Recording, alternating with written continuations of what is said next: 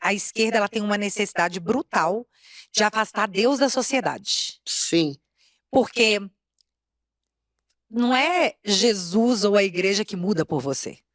Você muda para pertencer à igreja. Deus quer a mudança de você, para você ser merecedor. Nem sei se você é cristão. Sou cristão primitivo.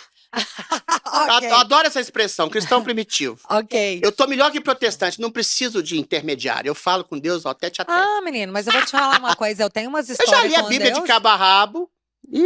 Pois é, só que você identifica quando você tira o temor do pós, se você tira a quem temer, você perde o limite, isso é óbvio, Sim. e uma sociedade sem limites colapsa. Criatura, eu vou escrever um livro de 700 páginas sobre essa pergunta. Eu adorei essa pergunta, só que ela é tão complexa. Bom, Dostoiévski já respondeu, sem Deus tudo é permitido. E eu completo dizendo o seguinte, não existe a possibilidade de bondade sem um princípio de transcendência. Todo mundo, inclusive quem é ateu, quem se diz ateu, acredita em algo. Você pode até criticar o lado contrário. Eu também não sei se existe um céu, um inferno, um limbo, que está lá São Pedro me esperando. Não sei. Acho tudo também do plano de uma ficção mitológica. Agora, eu acredito piamente num Deus bondoso, gentil, misericordioso, que concebeu o universo e a gente intui que ele existe. Não sei a forma, se é humano, se é uma energia, sei lá, mas é um princípio de bondade que está arraigado dentro de nós. E que a gente percebe, a gente tem 6 bilhões de galáxias. Os cientistas vão dizer, você é um grão de areia cujo universo é indiferente. Mas sem a minha consciência do universo, o universo vira um palco de diversões sem público. Isso é um instrumento religioso. A gente está consciente da realidade que nos cerca porque a gente tem Deus dentro da gente que nos ultrapassa e está dentro de nós. Mas, eventualmente, se você tem esse código moral dentro de você, que você apreende, mas você intui também, qualquer ser humano, por mais primitivo que seja, sabe que torturar é errado, que não precisa nem acreditar numa religião, que matar é errado, que roubar é errado, que enganar é errado. Sabe que um princípio de justiça torna as pessoas, inclusive, mais felizes. O princípio de bondade, quando você faz um ato de generosidade, você se torna melhor, você se sente melhor. Ainda que você esteja sofrendo, quando você percebe que você está fazendo um ato de justiça, ainda mais nesse país que a gente está vivendo agora, de tanta injustiça, quando você se sacrifica em nome de um princípio de justiça, você está sacrificando em nome de um irmão, de um país, de uma nação, de um povo, você sabe que está fazendo a coisa certa. Isso tudo tem um princípio de transcendência. De saber o quê? Aí a gente entra na área da metafísica. Que a vida em si, ela não se basta. A vida é sempre caminho para algo além da vida. O que torna a vida interessante é saber, por mais prazeres que você tenha, eles são limitados, eles são limitantes. Um prazer se esgota em si mesmo. Até um orgasmo, depois você sente um certo vazio, você sente fome de algo mais, fome de algum amor a mais, fome de alguma transcendência, fome de alguma coisa, algo além daquilo que você está comendo, algo além daquilo que você está vivendo. Então, assim, todo ato de bondade, de justiça, de generosidade que você tem para o próximo é, para mim, um caminho para aquilo que a gente pode chamar de Deus. Se você se centra apenas na existência material, você inexoravelmente vai se sentir deprimido. Por quê? Você não vai conseguir satisfazer os desejos que você tem. E você não sabe a origem dos desejos que você tem.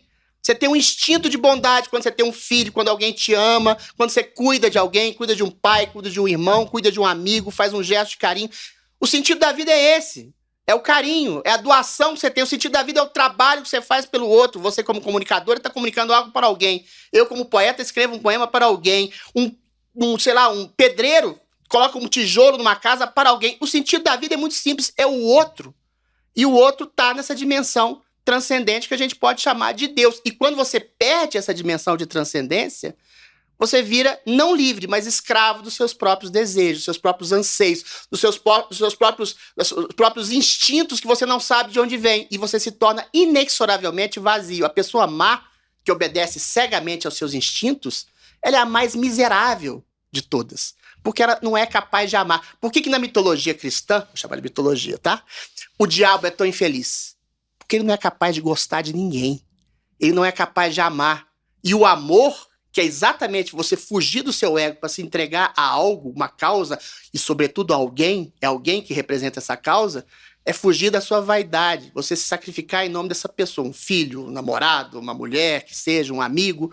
E isso te faz se sentir bem nesse princípio de doação, e às vezes a doação dói. Cristo crucificado não estava contentinho, estava torturado, massacrado, ferrado, e eventualmente, mas tinha um sentido que era muito maior do que a palavra felicidade, era realização. Ele sabia que estava salvando a humanidade, nesse sentido ele estava feliz. Mas estava ferrado, estava crucificado, cuspido, espizinhado, mas sabia que estava fazendo a coisa certa. Então esse princípio de transcendência, de ter um norte de transcendência, a vida só se sustenta por algo além da vida, para mim é o princípio da minha religiosidade. E o sentido da vida, te dou o sentido da vida pronto aqui, é o outro. É tudo que você faz pelo outro.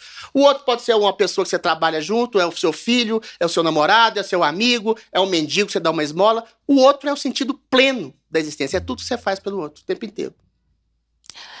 Muito bom, Adriles, muito bom. Assim, é porque Você me faz as perguntas profundas, uai. Merecem respostas profundas. Vou dar. E foi bem, muito bem. Eu concordo com você. E agora eu vou voltar para a parte da política, onde nós já demos toda essa introdução da necessidade de Deus como referência. Aí eu fico pensando, quando você tem hoje a questão da revolução sexual, onde tudo pode, você Cuidado, pode fazer... hein? Tem gente que acha que eu sou meio progressista. Essa parte, eu sou dúbio. Você é bicurioso? Não, sou dúbio na questão da sexualidade, criatura. Uai, pois é, eu também... Sou bicurioso. Não, eu tenho... A minha única viadagem, tem gente que acha que eu sou Não gay. era esse ponto de viadagem, A minha única viadagem é que algumas transexuais me deixam confuso.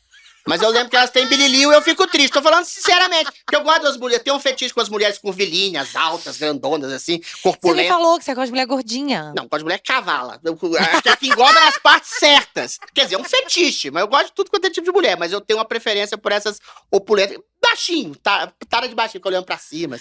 Aí tem umas trans que me deixam confuso. Mas eu lembro que elas têm... algumas polegadas a mais em lugares estranhos, eu fico confuso. Eu tô falando, é sexualidade. Sexualidade não é politicamente correta que eu posso fazer. Não é. Não é. Mas a questão da revolução sexual, eu não condeno ela de todo, mas enfim. Pois é, mas esse que é o grande problema que eu vejo da revolução sexual, quando você coloca uma libertinagem totalmente sem freio. E aí você não quer você tira a responsabilidade pela sua libertinagem. Então, a sua libertinagem passa a não ter consequência. E isso é uma forma de poluir a mente e entrar mesmo na mente, principalmente dos jovens, onde você perde o apreço por formar uma família, porque a família faz parte do patriarcado opressor. Você tem o homem que é machista, você tem... qual que é a figura do homem? Eles usam macho. Sobre o patriarcado. É um abusador. E aí você não tem que ficar com uma pessoa a mais, porque é poliamor. Filho pra quê? Eu quero trabalhar, eu quero priorizar meu trabalho, porque eu quero ter o mesmo direito que os homens, então eu não vou ter filho, vou abortar meu filho. Vou apoiar um assassinato. Então, assim, o que eu fico pensando é que a revolução sexual, eu acho que isso é até a escola de Frankfurt, né? Que veio com essa introdução de revolução sexual. Ela veio para dar um freio na família tradicional, onde você trata de libertinagem de forma aberta e você limita o poder da família, que é o seu ponto base. Eu não sei você, mas eu, quando tudo fica pesado na minha vida, é pro colo da mãe que eu quero ir. Quero ir pro colo da minha mãe.